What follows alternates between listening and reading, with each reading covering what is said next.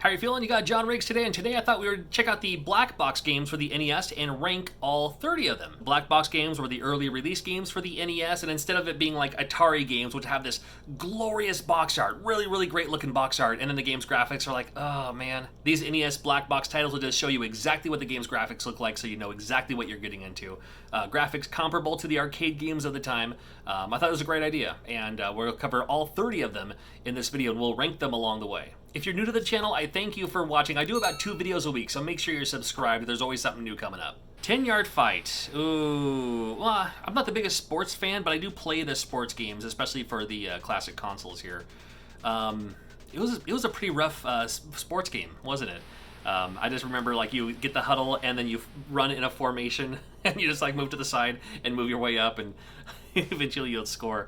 I don't know. I mean, as much as I love the name 10-yard fight. I would love it if Nintendo came back with like 10-yard fight Mario edition for the Switch or something like that. But it's, man, I gotta be honest, it's pretty rough. I'll put it, it's a D tier. Balloon Fight. I love Balloon Fight. Personal favorite of mine. I loved the game Joust in the arcade growing up, and this is like the Nintendo version of Joust. Pop the balloons, and fun on a 2-player as well. And there's even that bonus stage too. I like the bonus stage. You can just, how far can you get on the one thing. So Balloon Fight has a lot going on for itself. I'll put it as A tier. A tier for Balloon Fight. Baseball. Well, why didn't they call 10-yard fight football? We had baseball, we had the other sports games. We'll get into those later on in this video. But we had, well, maybe because 10-yard fight was made by Irene and baseball was probably made by, who was baseball made by? I mean, it wasn't just NES, was it? Oh, it was Nintendo. Shigeru Miyamoto. Oh, well, I'm sorry for knocking it now. All right, well, it plays like a standard baseball game. It plays like a decent baseball game. I'm still going to put it at C tier. Of all of the baseball games on the NES, it's, I'd probably play just about any other one. Clue Clue Land was an interesting game. It took me a while to figure out actually how to play it. I want to love this game so much because it's so cute, and I love the colors, and I love just the characters. But the gameplay itself is just weird. You have to go through these mystical doors, and you have to try to find all the coins, I guess.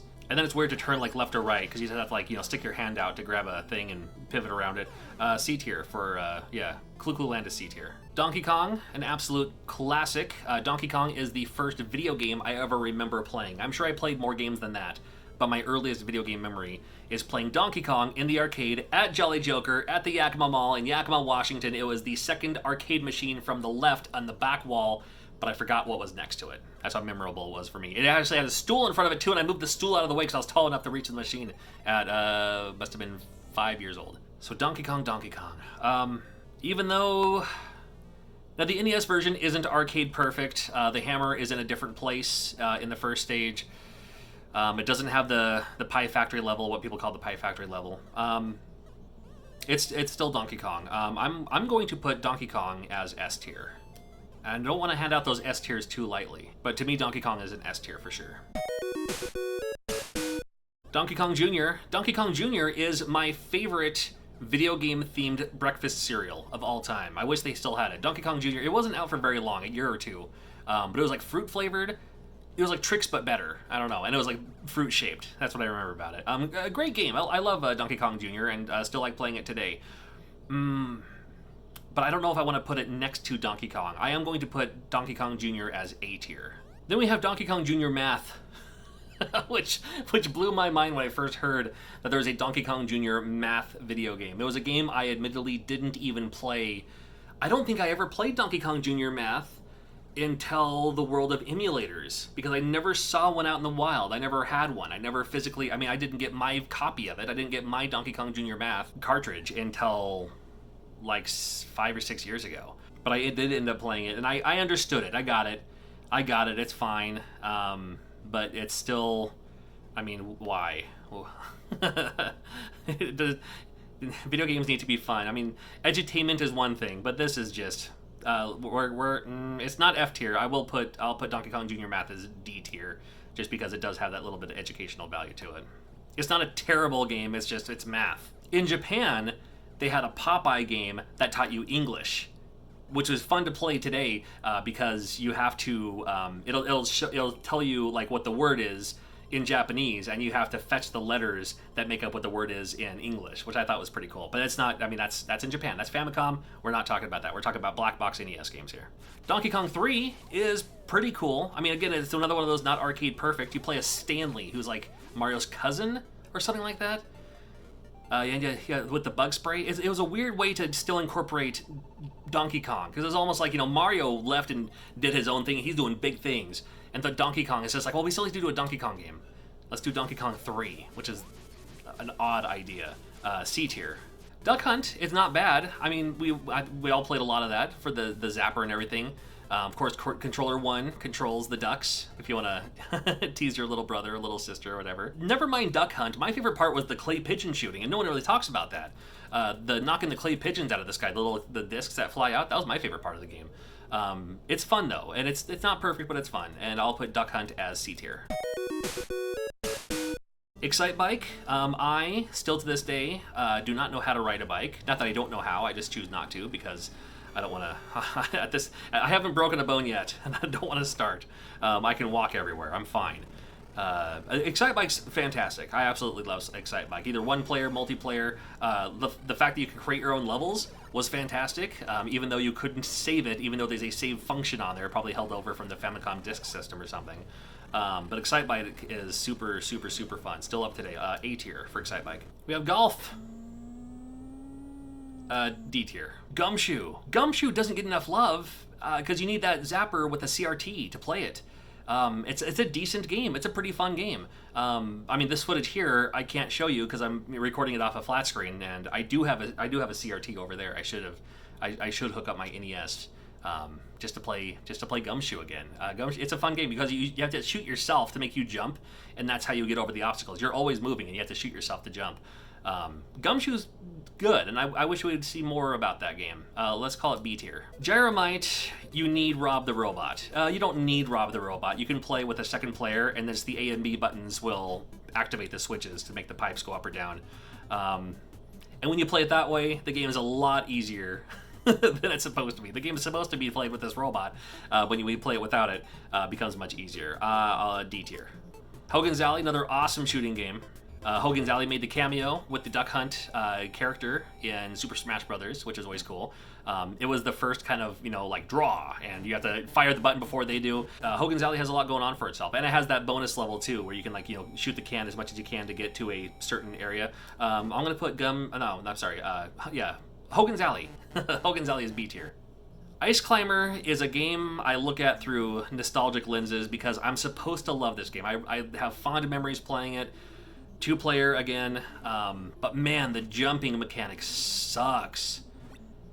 It is so rough to jump in this game because you either jump straight up and with a little bit of a hook, or you just kind of jump weird, and the hit detection of the blocks that you're jumping through, it you either go right through it or you bounce off of it. I want to say I like it, but I don't think I do. But I still have nostalgic memories about playing it, so I'll put Ice Climber as C tier, and that's generous. Kung Fu, fun game. I like Kung Fu quite a bit, and even though it's kind of monotonous, and you walk the other direction at first, where most games go one way, you end up going the other way. You just gotta punch and kick and knock the guys out of the way. I'm gonna put Kung Fu as B tier. Mach Rider is another game. I'm surprised we haven't seen a Mach Rider Smash Brothers trophy character, something anyway. I mean, maybe there is, and you can correct me if I'm wrong. You can create your own tracks. It's like Hang On, but with guns. You shoot the other people out of the way, and I like it when you not when you die, but when you get wrecked in this game. You turn to your little 8x8 pixel blocks and that scatter in all directions and come back. I always thought that was kind of fun. I'm putting Mach Rider as B tier. Mario Brothers. This is the original. This is like, no more Donkey Kong. Mario gets his own game now and doing big things with his brother Luigi. Luigi finally comes into the play here. This is the game where he went from being a carpenter to a plumber and knocked the enemies from below and kick them off from above. I got a lot of love for Mario Brothers. I'm going to put Mario Brothers as A tier. Pinball is your video pinball. Pinball. Before this, my experience in video pinball was, I think it was just called was it just called Video Pinball, or it was the Atari pinball game. And this was the game that was like, oh, you know, like the D-pad is one flipper and then the button is the other flipper. It should be both buttons. But it's like, no, it makes more sense to have, you know, the D-pad be one button and your A button be the other button. But still, Video Pinball, it's okay. B tier. Popeye was always a favorite of mine in the arcade. Popeye, love the arcade cabinet. It's just that glorious, that perfect blue color that I can't place. And a fun game too, where you just have to, you know, collect the hearts or collect the music notes, collect whatever olive oil is thrown at you, and you move on to the next stage from there. This is the Popeye game we got. Had Popeye have been, sorry, what? With Donkey Kong was originally going to be Popeye, right? And you've probably heard that story by now, because, you know, Donkey Kong, the Donkey Kong story was going to be Popeye, where you have Donkey Kong as Bluto, Mario was Popeye, Pauline was olive oil. Makes sense. And on the construction thing, where like a lot of the cartoons took place in construction sites, it totally makes sense. But had that game not have turned into Donkey Kong, we may not have gotten this version of Popeye. So maybe it's a good thing that it never happened. I kind of want to put Popeye as S tier, but something's holding me back. I don't know what that is. I do love Popeye though. It's a solid A tier. Pro wrestling. Odd to think that one of the best pro wrestling games in such a long time for the NES was the first pro wrestling game that came out for the NES, at least for the NES here. Tag team wrestling may have come out for the Famicom before pro wrestling did. I'll have to look at the dates. But pro wrestling is an absolutely excellent game and still fun to play today. I'm putting, and maybe it's because I'm a pro wrestling fan, I don't know, but I am absolutely putting pro wrestling and its 6-character roster as an S tier. All right, final 10. We have Slalom. Slalom, made by Rare, by the way. Listen to the music. I mean, that's Rare. Yeah, Slalom is from Rare for Nintendo, and I don't care for the game so much, but I do like that when you bend over, his butt is more pronounced. So for that alone, we will give it a C tier. We have soccer. Now this game could have been called football too, if you think about it. I mean, it's football, right? But it's soccer, and it plays not too well. It's actually not so bad. I shouldn't knock soccer. It could have been better. I don't know. You know what? We're putting soccer as D tier. We have Stack Up. This is a game I have literally never played, even through an emulator, even through a Raspberry Pi, RetroPie, Nestopia, Nesticle back in the day, through a hacked NES Classic, even though the ROM for Stack Up is on there, and I've tried to play it, and it's an NES game I've never had in my collection, nor do I want it, because I don't know how to play it. I don't have a robot. I've tried looking at it. I've tried other methods. Can't do anything about it. Stack Up will be F tier. Super Mario Brothers, one of the most influential games of all time, in my opinion. Great game. Have you tried playing Super Mario Brothers recently? It's hard. It's a lot harder than I remember. You know, you see these speedrunners going through it, and I'm pretty good with about the first level, and I can kind of beat the game decently fast if I'm just going through the warp zones and all that, because I do that at conventions when I hack the games and stuff like that. It's a great game. Man, it's a lot harder than I remember. I'm gonna put Super Mario Brothers as A tier. That's right. I do like Donkey Kong more than Super Mario Brothers. I'm that old. Tennis. Woohoo! D tier. Urban Champion. Urban Champion may have been the first versus fighting game I've ever played in my life.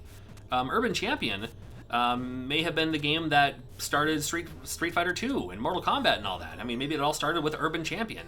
I like the fact that you can choose to either punch him in the gut or punch him in the face, and you can, you know, you have a weaker punch or a stronger punch.